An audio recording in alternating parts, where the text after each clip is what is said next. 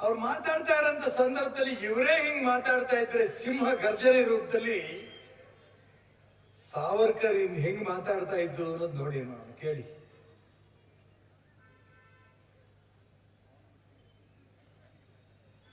ಯಾವ ಜೈಲಲ್ಲಿ ಸಾವರ್ಕರ್ ಇದ್ರು ಜೀವನದಲ್ಲಿ ಒಮ್ಮೆನಾರು ಕೂಡ ಅಂಡಮಾನ್ ನಿಕೋಬಾರ್ ಆ ಭಾಗಕ್ಕೆ ಹೋಗಿ ದಯವಿಟ್ಟು ಹೋಗ್ಬಿಟ್ಟು ಬನ್ನಿ.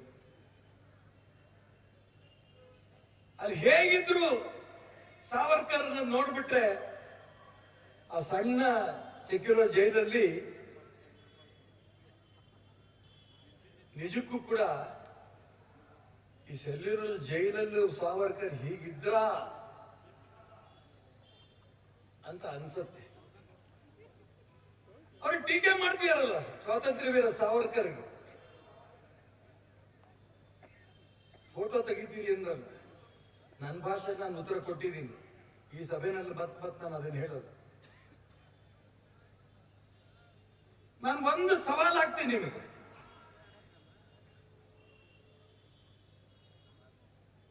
ಯಾಕಂದ್ರೆ ಇಡೀ ದೇಶದಲ್ಲಿ ಸಾವರ್ಕರ್ ಬಗ್ಗೆ ಚರ್ಚೆ ಆಗ್ತಾ ಇರೋ ಸಂದರ್ಭದಲ್ಲಿ ಅನೇಕ ರಾಜ್ಯಗಳಲ್ಲಿ ಕಾಂಗ್ರೆಸ್ ನಾಯಕರು ಕೂಡ ಸಾವರ್ಕರ್ ಬಗ್ಗೆ ಹೊಗಳ್ತಾ ಇದ್ದಾರೆ. ಆದ್ರೆ ಕರ್ನಾಟಕ ರಾಜ್ಯದಲ್ಲಿ ನಾವು 135 ಜನ ಕಾಂಗ್ರೆಸ್ MLAಗಳಿದ್ದೀರಿ ಅಂತ ಹೇಳ್ತೀರಲ್ಲ, ನಿಮ್ ಒಂದು ಸವಾಲು ಏನು ಅಂತಂದ್ರೆ, ನಮ್ಮ ಭಾರತೀಯ ಜನತಾ ಪಾರ್ಟಿಯ ಶಾಸಕರ ಮನೆಯಲ್ಲಿ ಸಾವರ್ಕರ್ ಸದನ ಅಂತ ಹಾಕ್ತೀವಿ, ನಿಮಗೆ ತಾಕತ್ತಿದ್ರೆ ಟಿಪ್ಪು ಸದನ ಅಂತ ನೀವು ಹಾಕೊಳ್ಳಿ ನೋಡೋಣ. ನಾನು ಯಾತಕ್ಕೆ ಇದನ್ನ ಹೇಳ್ತಾ ಇದ್ದೀನಿ ಅಂತಂದ್ರೆ, ನಿಮ್ಮ ಮನಸ್ಸು ಕೂಡ ಒಪ್ಪಲ್ಲ.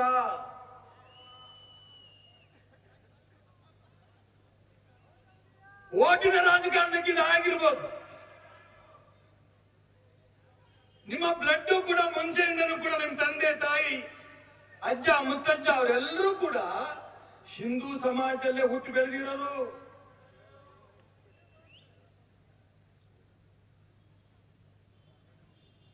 ನಾನು ಮೊದಲನೇ ಬಾರಿ MLA 89 ಕಾಶಿ ವಿಶ್ವನಾಥನ ದರ್ಶನಕ್ಕೆ ಹೋಗಿದ್ವಿ, ಎಲ್ಲ ಶಾಸಕರ ಸಮಿತಿಯ 16 ಜನ MLAಗಳು ಜೊತೆ ನಮ್ಮ ಶ್ರೀಮತಿಯವರೆಲ್ಲ ಕರ್ಕೊಂಡು ಹೋಗಿದ್ವಿ. ಕಾಶಿ ವಿಶ್ವನಾಥನ ದೇವಸ್ಥಾನಕ್ಕೆ ಹೋದಾಗ ನಿಮ್ಮೆಲ್ಲ ಕಾಣುತ್ತೆ, ಅರ್ಧ ದೇವಸ್ಥಾನ ಹೊಸ ಗೋಡೆಯಿಂದ ಶುರುವಾಗುತ್ತೆ, ಹೊಸ ಗೋಡೆ. ಇನ್ನರ್ಧ ದೇವಸ್ಥಾನ ಹಳೆಯ ದೇವಸ್ಥಾನ, ಪೂಜ್ಯ ಜಗದ್ಗುರುಗಳಿಗೂ ಗೊತ್ತು. ನನ್ನ ಜೊತೆ ಬಂದಿದ್ದಂತ ಒಬ್ಬ ಕಾಂಗ್ರೆಸ್ ಶಾಸಕ ತುಂಬಾ ನೋವಿಂದ ಹೇಳ್ದ, ಈಶ್ವರಪ್ಪ, ಈ ದೇವಸ್ಥಾನವನ್ನು ಒಡೆದು ಮಸೀದಿ ಕಟ್ಟಿದಾರಲ್ಲ, ಇದನ್ನ ಫೋಟೋ ತಕೊಳ್ಳಿ ಅಂದ. ಯಾಕಪ್ಪ ಅಂದೆ. ಇಲ್ಲ, ವಿಧಾನಸೌಧದಲ್ಲಿ ನೀವು ತೋರಿಸ್ಬೇಕು ಇದನ್ನ ಅಂದ. ಅರೆ, ನಾನ್ಯಾಕೆ ತೋರಿಸ್ಬೇಕು, ನೀನು ತೋರಿಸು ಅಂತೆ. ಬಹಳ ಪ್ರಾಮಾಣಿಕವಾಗಿ ಅಂತ ಹೇಳ್ದ, ಅಯ್ಯೋ, ನನ್ನ ವಿಧಾನಸಭಾ ಕ್ಷೇತ್ರದಲ್ಲಿ ಬಹಳ ಜನ ಮುಸಲ್ಮಾನರಿದ್ದಾರೆ, ನಾನೇನಾದ್ರು ತೋರಿಸ್ಬಿಟ್ರೆ ನಂಗೆ ಗೊಟ್ಟೆ ಬರಲ್ಲ ಅವ್ರದ್ದು.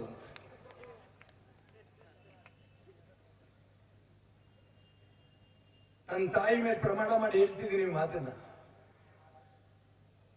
ಎಲ್ಲ ಕಾಂಗ್ರೆಸ್ಸಿಗರು ದೇಶದ್ರೋಹಿಗಳು ಅಂತ ಹೇಳಕ್ ತಯಾರಿಲ್ಲ. ಕಾಂಗ್ರೆಸ್ಸಿನ ಹೆಸರಿನಲ್ಲಿ ದೇಶಕ್ಕೆ ಸ್ವತಂತ್ರ ಬಂತು. ಆದ್ರೆ ಆ ಸ್ವತಂತ್ರ ಹೋರಾಟಗಾರರ ಹೆಸರಿನಲ್ಲಿ ಸ್ವಾರ್ಥ ರಾಜಕಾರಣ ಮಾಡ್ತಾ ದೇಶಭಕ್ತರಿಗೂ ಅವಮಾನ ಮಾಡ್ತಾ ಇದ್ದಾರಲ್ಲ, ಇದು ಯಾವ ನ್ಯಾಯ ಇದು?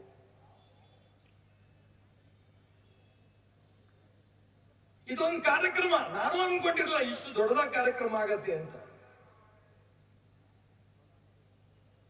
ಈ ದೇಶಭಕ್ತ ಬಳಗದ ಅನೇಕ ನಮ್ಮ ಕಾರ್ಯಕರ್ತರು ಫೋನ್ ಮಾಡ್ತಾ ಇದ್ರು, ಹೀಗಾಗ್ತಾ ಇದೆ ಕಾರ್ಯಕ್ರಮ ಅಂತ. ಇಲ್ಲಿ ಬಂದು ನೋಡಿದಾಗ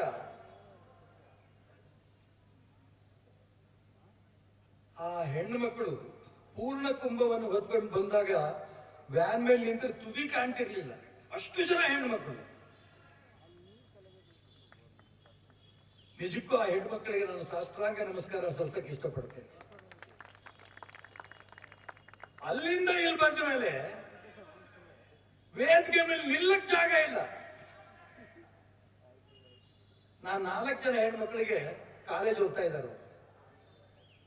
ಏನಮ್ಮ ನೀನ್ ಹೆಸರು ಅಂದ್ರೆ ಅವ್ರ ಹೆಸರು ಹೇಳಿದ್ರು. 4 ಜನ ಪ್ರಶ್ನೆ ಕೇಳಿದ್ರೆ ಸ್ವಾಮೀಜಿಗಳ ಹತ್ರ ಹೇಳಿದೆ ನಾನು, ಮೊದಲನೇ ಬಾರಿ ನೀವು ಎಷ್ಟು ಜನ ಸೀರೆ ಉಟ್ಟಿದ್ರಿ ಹೇಳಿ ಅಂತ. 3 ಜನ ಹೇಳಿದ್ರು.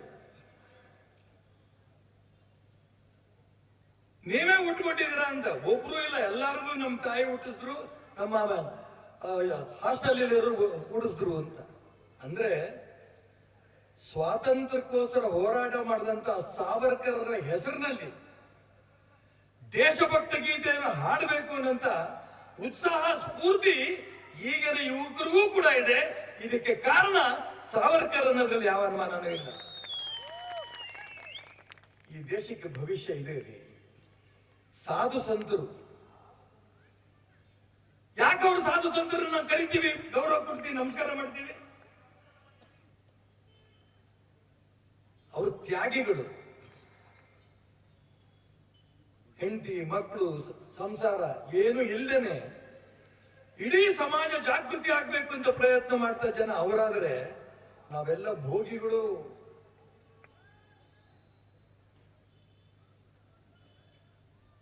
ಎಲ್ಲ ಆನಂದ ಪಡ್ತೀವಿ. ಆದ್ರೆ ಇವ್ರ ತ್ಯಾಗಕ್ಕೂ ಬೆಲೆ ಇಲ್ಲ. ಸ್ವಾತಂತ್ರ್ಯಕ್ಕೋಸ್ಕರ ಹೋರಾಟ ಮಾಡಿ ಸ್ವರ್ಗದಲ್ಲಿ ಇದಾರಲ್ಲ, ಭಾರತ್ ಮಾತಾ ಕಿ ಜೈ, ವಂದೇ ಮಾತರಂ ಘೋಷಣೆಗಳನ್ನು ಕೂಗಿ, ಆ ಬ್ರಿಟಿಷರ ಬೂಟ್ಕಾಲದಲ್ಲಿ ಒದೆ ತಿಂದು ಜೈಲಿಗೆ ಹೋಗಿ ನೇಣಿಗಂಬತ್ರ ನಿಂತ್ಕೊಂಡು ನೇಣಿಗೆ ಪ್ರಾಣ ಬಿಟ್ರಲ್ಲ, ಅವ್ರಿಗಿವತ್ತು